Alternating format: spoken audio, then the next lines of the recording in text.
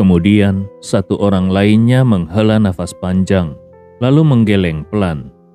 Gustav, kau pikir kami suka melakukan semua ini? Benar, di antara kami memang ada orang yang rela mengorbankan orang lain demi menyelamatkan diri sendiri. Tapi tidak semua orang seperti itu. Tahukah kau apa akibatnya kalau kami tidak menyerahkan para ahli kepada kelan darah roh? Nada suaranya semakin bergetar. Suaranya semakin berat dan penuh kemarahan. Aku sudah tahu persis apa akibatnya. 2700 tahun yang lalu, ketika kami semua para sekte memutuskan tidak mau terus-menerus mempersembahkan para ahli alam kaisar dewa kepada klan darah roh. Tahukah kau apa yang terjadi? 4 ahli tingkat alam ilahi dan 3 ahli lainnya yang berada setengah langkah menuju alam kaisar dewa langsung menerobos masuk ke Gunung Kunlun. 3 sekte terkuat saat itu musnah total karena dibantai habis. Sekte-sekte lain masing-masing harus mengirim 4 ahli alam kaisar dewa ke hadapan mereka untuk bunuh diri sebagai penebusan dosa. Tetua besar jalur Dao dari sekte King Tianmen, yaitu King Wu Hen, yang jelas pernah mengalami penghinaan ini secara langsung. Emosinya menjadi benar-benar tidak stabil. Dia berkata, "Apa kau tahu seperti apa rasanya dibantai habis-habisan? Semuanya ada 7 orang ahli alam kaisar dewa tingkat 9, 178 ahli alam kaisar dewa lainnya, dan lebih dari 1000 orang tingkat alam Daiyuan. Sementara sisanya, yaitu semua yang berada di bawah ranah alam Raja Void, termasuk orang tua, orang sakit, perempuan dan anak-anak, semuanya gugur. Tidak, mereka bahkan tidak bisa disebut gugur. Mereka dibantai sampai habis." King Wu Hen bercerita dengan mata yang sudah memerah basah. "Istriku, saudaraku, bahkan anakku, mereka semua ada di 3 sekte itu, tapi mereka semua mati. Pernahkah kau melihat pemandangan seperti itu? Gunung mayat dan lautan darah segar yang mengalir membentuk sungai. 3 sekte itu, bahkan puncak gunung mereka pun diratakan. Mereka benar-benar hilang dari sejarah Gunung Kunlun. Tahukah kau rasanya seperti apa?" King Wu Hen melanjutkan dengan suara gemetar penuh dendam. "Kau kira ini pertama kalinya terjadi? Kami tahu, kau mungkin sudah berhasil merekrut sekte Xie Yemen." Dia menarik napas panjang, seolah menahan emosi.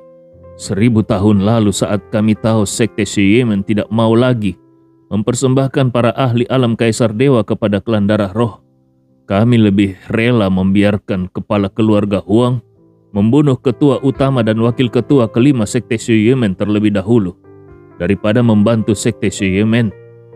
Kami bukan ingin mencelakai sekte Xie Yemen. Kami justru ingin menyelamatkan sekte Xie Yemen. Mati 2 pemimpin lebih baik daripada seluruh sekte musnah tanpa sisa, bukan? Itulah yang kami sebut keadilan. Menyelamatkan yang bisa diselamatkan, walau hanya beberapa orang." King Wu Hen adalah orang yang sudah hidup sejak zaman kuno. Dia menyaksikan semuanya dengan mata kepalanya sendiri. Kalau dilihat dari sudut pandang netral, memang ada benarnya. Ini benar-benar pilihan tanpa pilihan.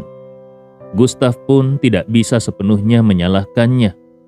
Kalau saja kepala keluarga Huang tidak membunuh ketua utama dan wakil ketua kelima sekte Xie Yemen saat itu, lalu sekte Xie Yemen benar-benar berhenti mempersembahkan orang, maka saat klan darah roh menurunkan ahli tingkat awal alam kaisar dewa, maka meskipun ada Han Yun dan beberapa ahli alam kaisar dewa tingkat 9 sekalipun, mereka pasti tidak akan mampu menahannya dan hanya bisa kabur. Semua sekte pasti akan musnah. Di makam reinkarnasi, Xie Qiye pun penuh gejolak emosi. Dia bergumam, "Tidak kusangka Gunung Kunlun sudah jatuh sampai di titik ini. Awalnya kupikir mereka hanya rela menjadi anjing. Ternyata alasannya seperti ini." Kalau dia berada di posisi mereka, mungkin dia juga akan berbuat hal yang sama. 1-2 orang boleh saja mempunyai semangat membara dan mau melawan, tapi tidak bisa membawa seluruh sekte mati bersama-sama. Sesaat kemudian dia berkata, "Gustav, semampumu, cobalah untuk meyakinkan mereka. Bagi para orang kuat, meski segel jiwa sekuat apapun, tidak akan bisa benar-benar membuat mereka tunduk sepenuh hati. Hanya kalau hati mereka rela mengikutimu, barulah tujuan kita bisa tercapai sepenuhnya." Selesai berbicara, Xiu Qiye memandang Nie Baijian lalu tersenyum tipis. "Dulu, kau pun begitu bukan?" Nie Baijian perlahan menimpali. "Berlandaskan sifat manusia, menaklukkan hati itu lebih utama. Menindas dan menyegel memang bisa abadi, tapi tidak akan pernah benar-benar menundukkan hati mereka. Hanya dengan menaklukkan hati mereka, mereka akan rela mengikutimu, bahkan rela mati demimu, rela berkorban. Itulah penaklukan yang abadi sesungguhnya."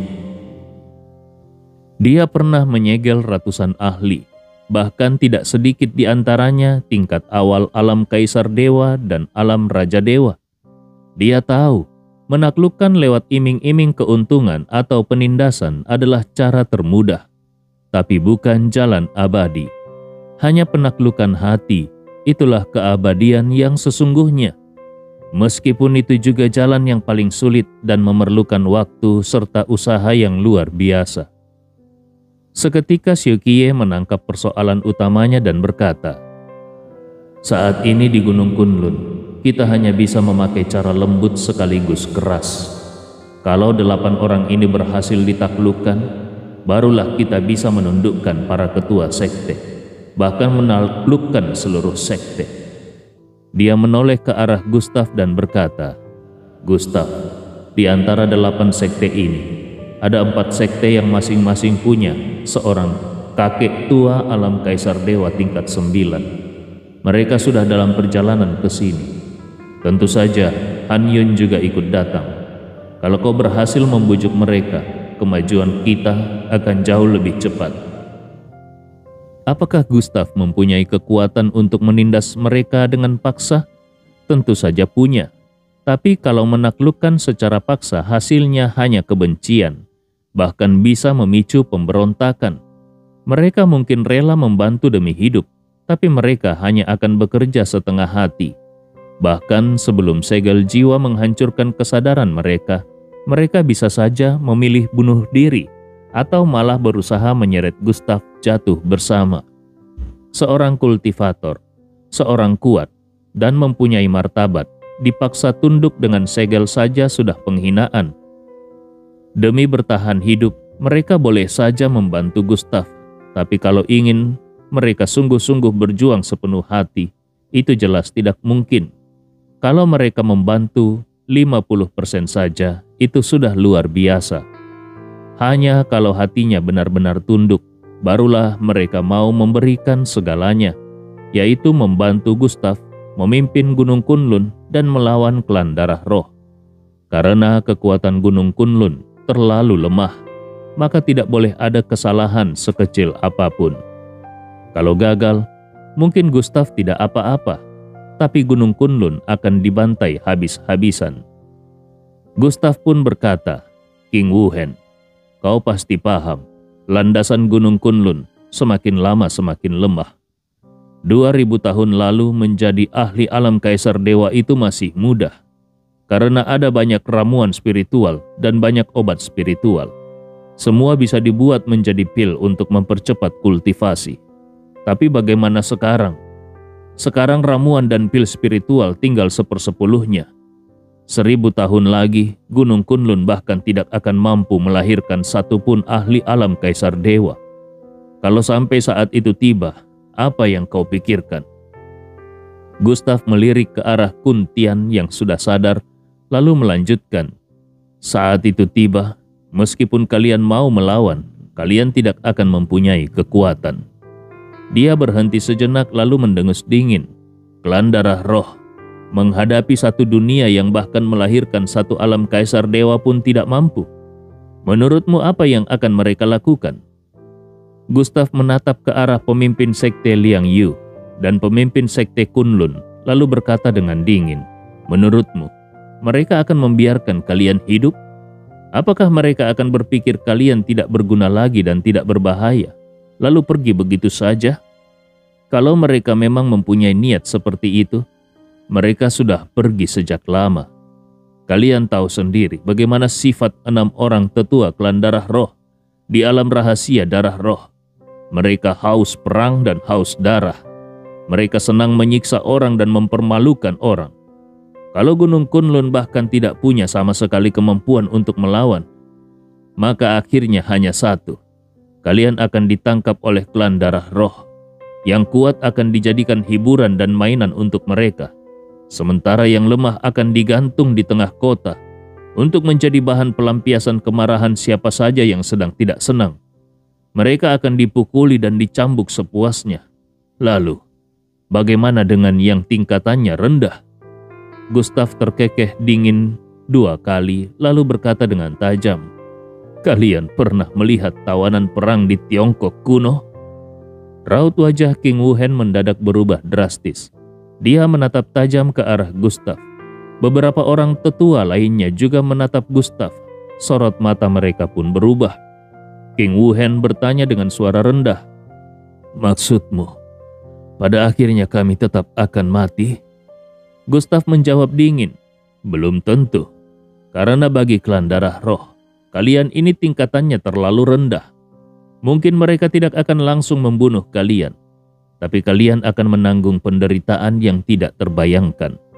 Bahkan bisa dijadikan kelinci percobaan. Sekarang, kalian yakin masih ingin berdiri di pihak klan darah roh?" Suara Gustav tidak pelan. Semua orang di dalam formasi langit jaring surga, para jenius dan para ketua sekte, bisa mendengarnya dengan jelas.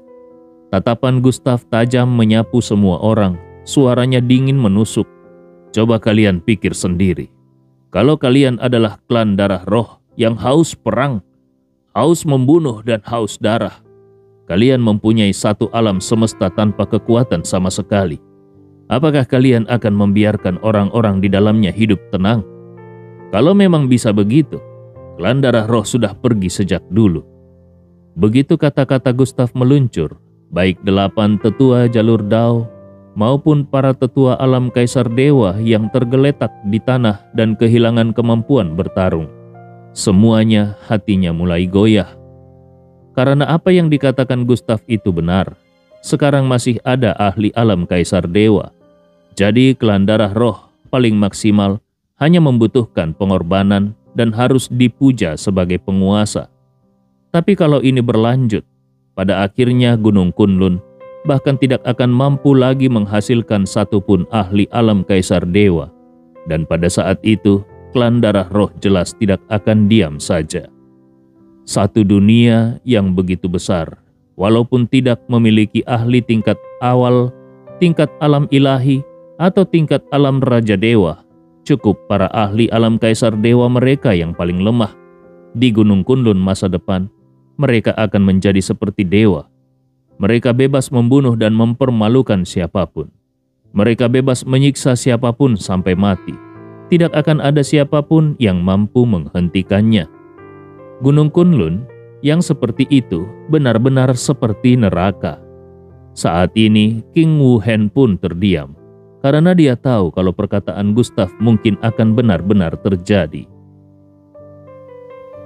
Saat ini Kuntian pelan-pelan bangkit berdiri. Tatapannya gelap. Dia menatap Gustav dan bertanya, "Kau sudah menyegel jiwaku?" Gustav berkata datar, "Iya, aku menyegel dengan segel pedang jiwa."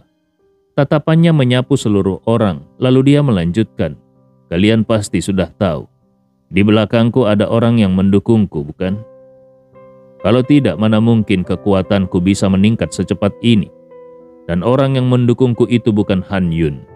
Dia belum cukup layak untuk mendukungku." Semua orang menahan napas sambil menatap Gustav. Latar belakang Gustav dan dukungan untuknya ternyata benar-benar besar. Bahkan Han Yun saja tidak selevel di mata Gustav. Apakah benar Gustav didukung kekuatan dewa dari luar dunia ini? Kalau tidak, mana mungkin Gustav bisa naik secepat ini? Para jenius seusianya, paling tinggi juga baru berada di alam kaisar dewa tingkat 1. Itu pun, bagaimana cara mereka mencapainya? Sejak kecil mereka sudah latihan. Umur 3 tahun sudah di tahap alam perbaikan tubuh. Umur 5 tahun di tahap alam pneumatik. Umur 7 tahun di tahap alam yuan sejati. Umur 10 tahun di tahap alam perjalanan ilahi. Umur 12 tahun di tahap alam transenden. Umur 16 tahun di tahap alam raja suci. Umur 18 tahun di tahap alam raja semu. Umur 20 tahun lebih di tahap alam Daiyuan. Dan mendekati 30 baru berada di tahap alam kaisar dewa. Para jenius di sekte-sekte besar sejak umur belia, tiap tahun naik 1 tingkat. Itulah cara mereka bisa berada di alam kaisar dewa pada usia 20-an. Tapi Gustav, menurut kabar dari Tiongkok dan Gunung Kunlun, saat umur 20 pun belum sampai tahap pneumatik. Tapi hanya dalam beberapa tahun, sekarang dia mampu menantang ahli alam kaisar dewa tingkat 6. Kalau tidak ada kekuatan dewa dari luar dunia, itu mustahil. Dan dukungan itu pasti selevel dengan klan darah roh. Kalau tidak, mana mungkin bisa berhasil. Detik ini semua orang terpaku menatap Gustav. Semuanya menunggu jawaban. Sebenarnya siapa yang berdiri di belakang Gustav? Tatapan Gustav menajam, menyapu semua orang yang hadir. Dia tahu apa yang ingin diketahui oleh orang-orang ini. Para ahli alam kaisar dewa ini bisa dikatakan adalah golongan paling mengerikan di Gunung Kunlun. Selain para ahli puncak sejati, kalau mau membuat mereka benar-benar meninggalkan klan darah roh, hanya ada satu cara, yaitu menanamkan rasa takut. Dan sumber ketakutan itu haruslah lebih menakutkan daripada klan darah roh. Setelah semuanya jelas, di benaknya, Gustav melangkah maju selangkah, lalu suaranya yang dingin menembus langit. Karena kalian semua ingin tahu, baiklah, ku beritahu jawabannya. Pihak yang berdiri di belakangku sepenuhnya berada di atas klan darah roh. Kalau saja mereka mau turun tangan, hanya dengan mengibaskan tangan saja, satu klan darah roh bisa dilenyapkan. Gustav tidak berniat membongkar siapa itu Xiu Qiye, Nie Baijian, atau makam reinkarnasi, apalagi menjelaskan semuanya. Yang penting sudah jelas, di atas klan darah roh memang ada eksistensi yang mendukungnya. Gustav melanjutkan berkata, semua teknik yang kupakai, yaitu tinju Vajra 1000 Buddha, pedang abadi, dan jalan pembantaian, semuanya berasal dari eksistensi yang kalian sendiri hanya bisa kagumi dari jauh. Mengenai siapa dia, kalian tidak punya kualifikasi untuk tahu. Kalau mau menyebutnya, dia adalah guruku. Guruku berkata, dulu Gunung Kunlun juga pernah melahirkan orang yang mencapai alam menyatunya Dao. Mungkin di antara kalian ada yang tidak tahu apa itu alam menyatunya Dao. Biar ku beritahu, di zaman kuno, para ahli alam kaisar dewa jumlahnya seperti lembu di ladang. Dan setelah alam kaisar dewa barulah ada alam tertinggi yang kalian kenal, yaitu alam ilahi, alam raja dewa, alam Hun Yuan, alam menyatunya Dao, hingga alam penciptaan. Guruku keluar dari Gunung Kunlun. Mana mungkin dia membiarkan aku ditekan klan darah roh begitu saja. Karena itu, beliau menyuruhku memikul panji pemberontakan terhadap klan darah roh. Semua pil kuno di tubuhku adalah hasil ajaran guruku. Aku bisa katakan pada kalian, dalam setahun, kalau klan darah roh datang, aku sendiri yang akan turun tangan untuk membunuh mereka. Kalau aku tidak bisa membunuh mereka, guruku pasti turun tangan. Lagi pula, formasi teleportasi ruang mereka butuh waktu untuk dipakai. Dan waktu itu cukup untukku naik ke alam menyatunya Dao. Inilah kartu trufku.